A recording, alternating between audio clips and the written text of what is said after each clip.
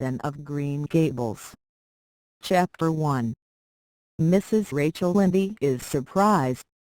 Mrs. Rachel Lynde lived just where the Avonlea main road dipped down into a little hollow fringed with alders and ladies' eardrops and traversed by a brook that had its source away back in the woods of the old Cuthbert place.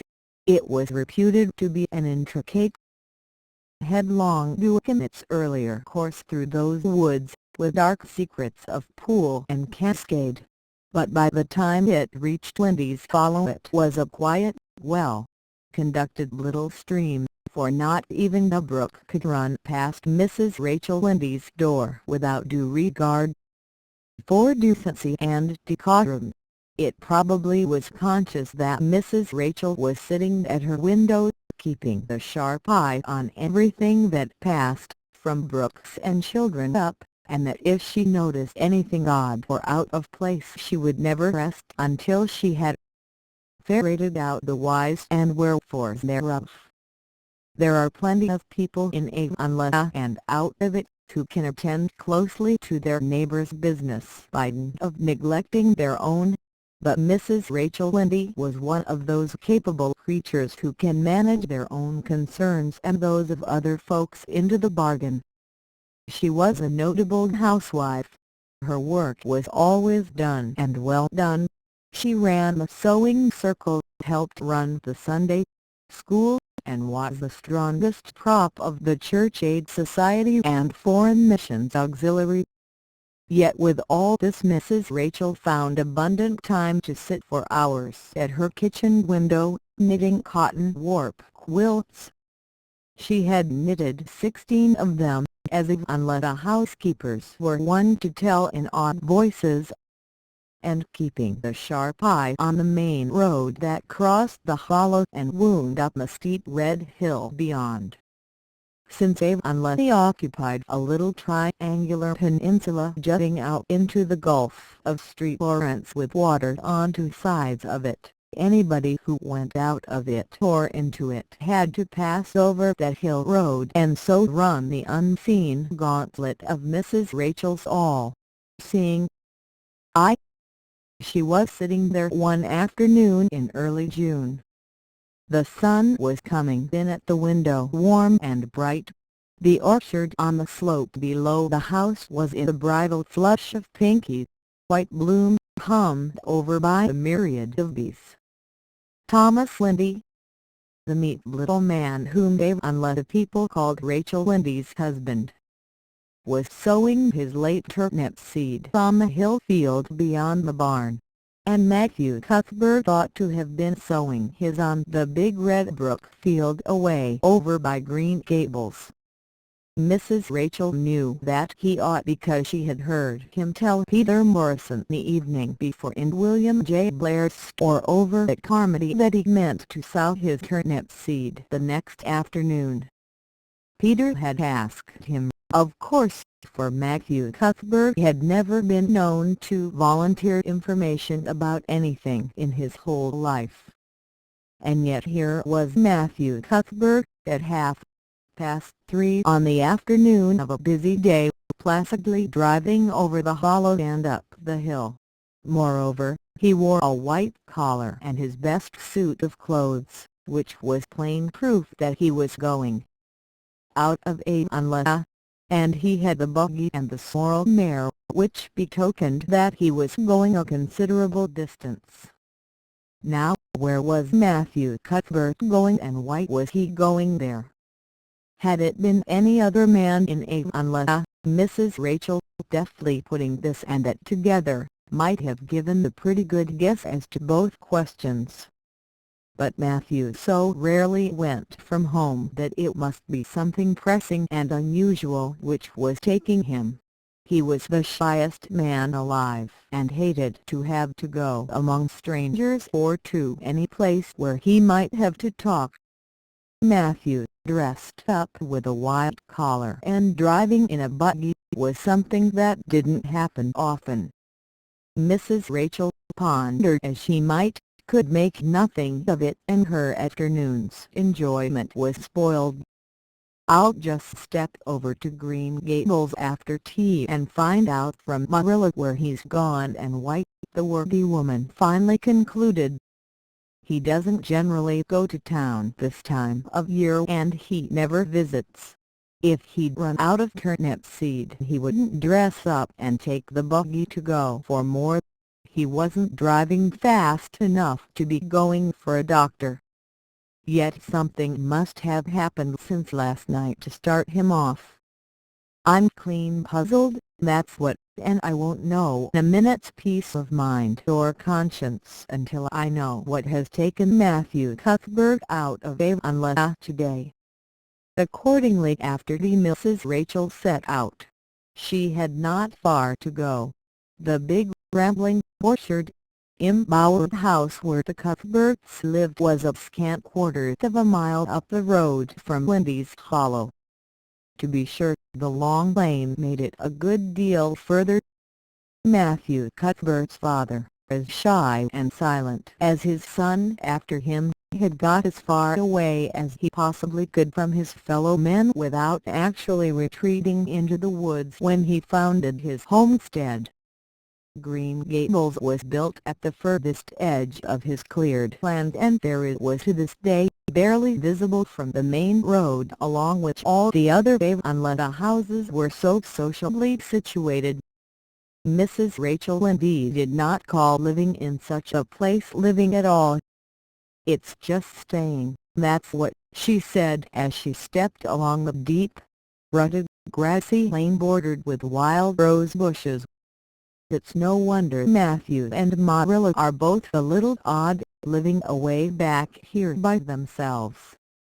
Trees aren't much company, though dear knows if they were there'd be enough of them.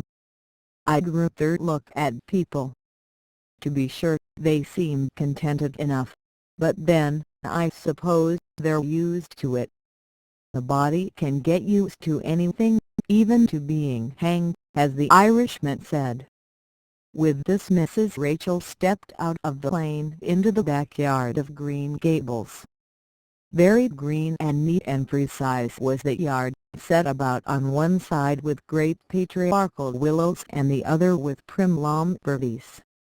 Not a stray stick nor stone was to be seen, for Mrs. Rachel would have seen it if there had been.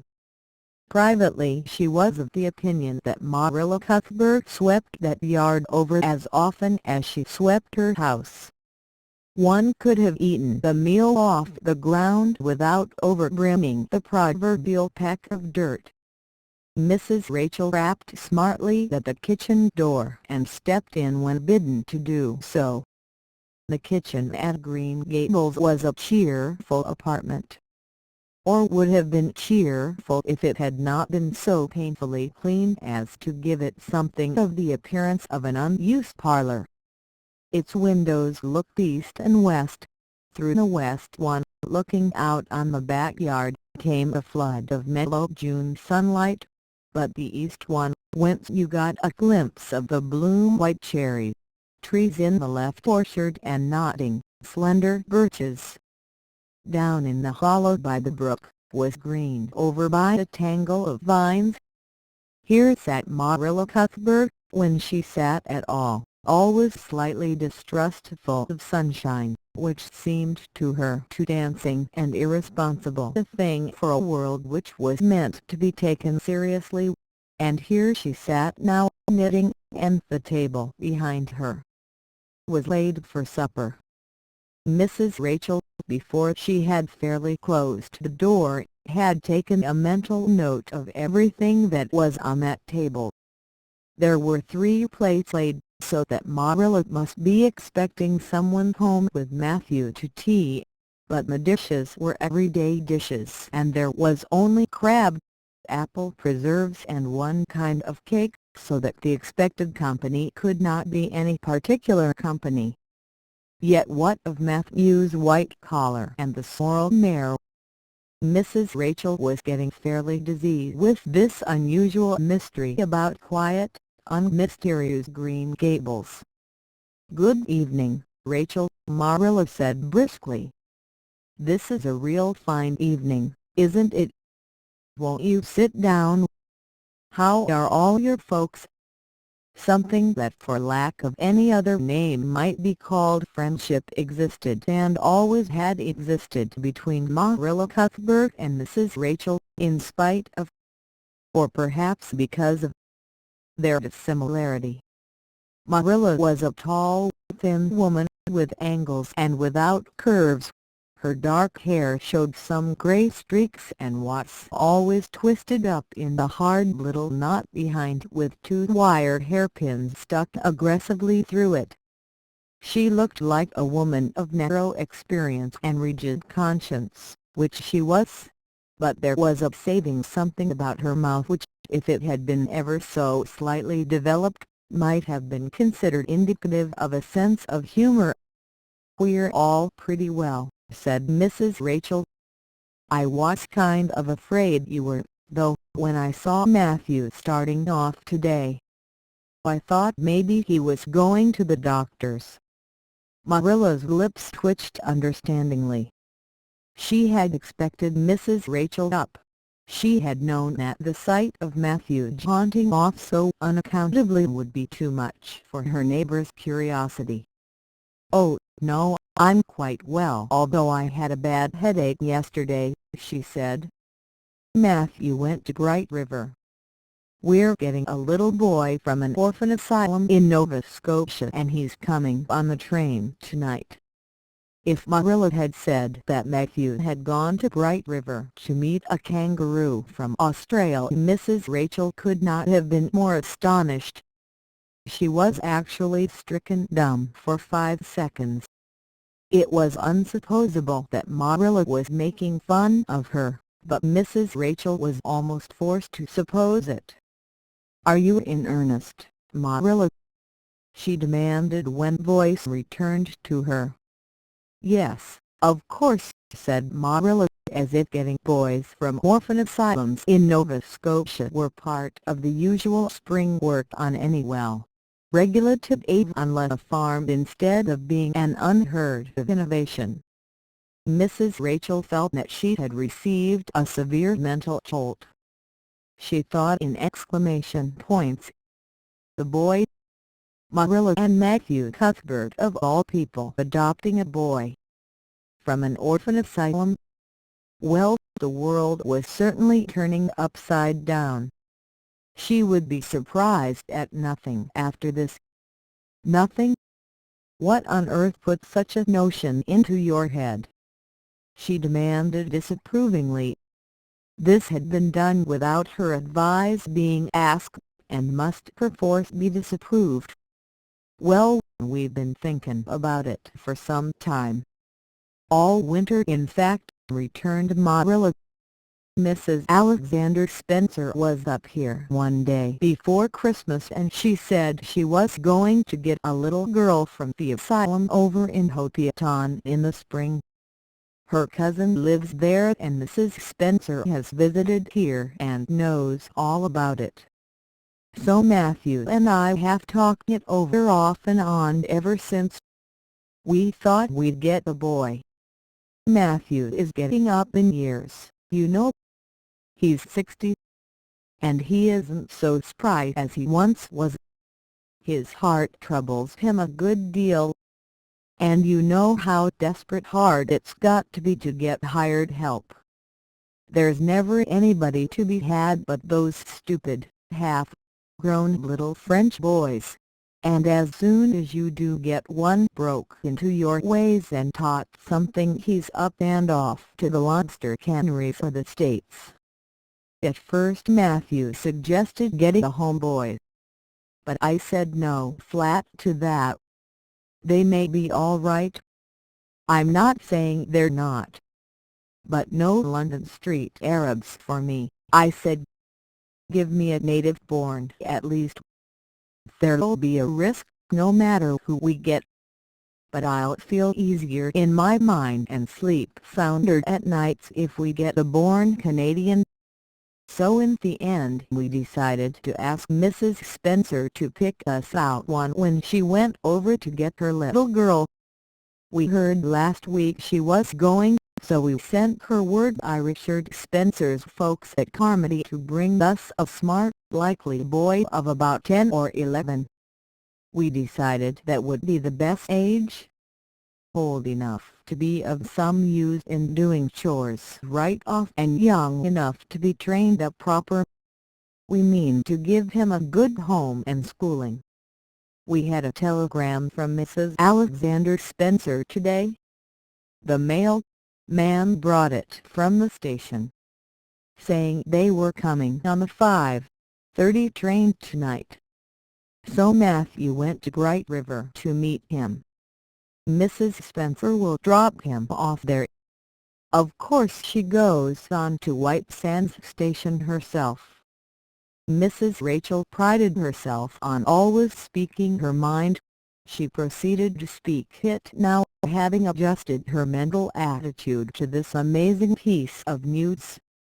"Well, Marilla, I'll just tell you plain that I think you're doing a mighty foolish thing. The risky thing, that's what. You don't know what you're getting. You're bringing a strange child into your house and home and you don't know a single thing about him, nor what his disposition is like, nor what sort of parents he had, nor how he's likely to turn out. Why, it was only last week I read in the paper how a man and his wife up west of the island took a boy out of an orphan asylum and he set fire to the house at night. Set it on purpose, Marilla, and nearly burnt them to a crisp in their beds. And I know another case where an adopted boy used to suck the eggs. They couldn't break him of it. If you had asked my advice in the matter, which you didn't do, Marilla, I'd have said for mercy's sake not to think of such a thing, that's what. This job's comforting seemed neither to offend nor to alarm Marilla. She knitted steadily on. "I don't deny there's something in what you say, Rachel. I've had some qualms myself. But Matthew was terrible set on it. I could see that, so I gave in. It's so seldom Matthew sets his mind on anything that when he does I always feel it's my duty to give in, and as for the risk, there's risks in pretty near everything a body does in this world. There's risks in people's having children of their own if it comes to that. They don't always turn out well. And then Nova Scotia is right close to the island. It isn't as if we were getting him from England or the States. He can't be much different from ourselves." "Well, I hope it will turn out all right," said Mrs. Rachel in a tone that plainly indicated her painful doubts. "Only don't say I didn't warn you if he burns Green Gables down or puts strychnine in the well. I heard of a case over in New Brunswick where an orphan asylum child did that and the whole family died in fearful agonies. Only it was a girl in that instance." "Well, we're not getting a girl," said Marilla, as if poisoning wells were a purely feminine accomplishment and not to be dreaded in the case of a boy. "I'd never dream of taking a girl to bring up." I wondered at Mrs. Alexander Spencer for doing it. But there, she wouldn't shrink from adopting the whole orphan asylum if she took it into her head. Mrs. Rachel would have liked to stay until Matthew came home with his imported orphan. But reflecting that it would be a good 2 hours at least before his arrival, she concluded to go up the road to Robert Bell's and tell the news. It would certainly make a sensation second to none, and Mrs. Rachel dearly loved to make a sensation.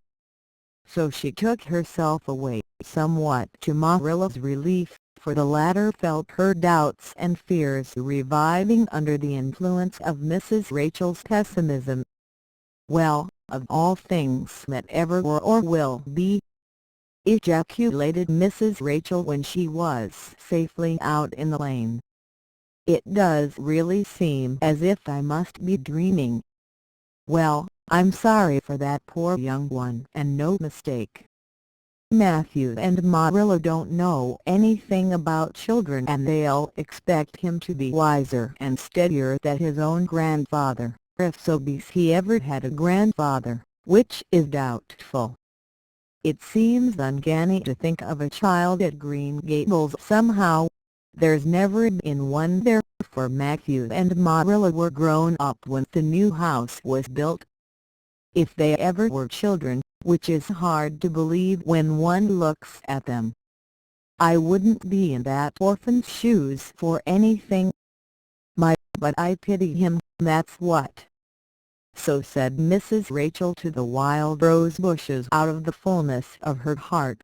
But if she could have seen the child who was waiting patiently at the Bright River station at that very moment, her pity would have been still deeper and more profound.